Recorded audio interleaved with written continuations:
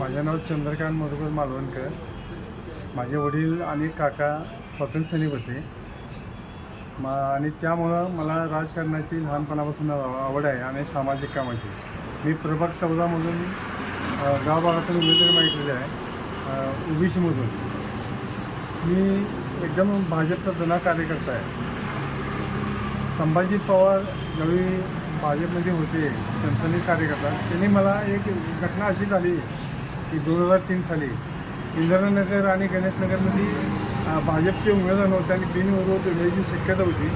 त्यावेळी आपण म्हणले मालवणकर ते तुला तिथं उभा राहायला लागते. आणि त्यांनी मला त्यावेळी उमेदवारी दिली. त्यावेळी मुळे कांबळे म्हणून लेडीजमध्ये उमेदवारी माझी मालवणकरांची माझी ओपनमध्ये उमेदवारी होती. आणि माझ्या विरुद्ध लक्ष्मण नवलाई, ज्योती हजाटे, अभय शिरगुप्पे हे 3 स्ट्रॉंग उमेदवार होते.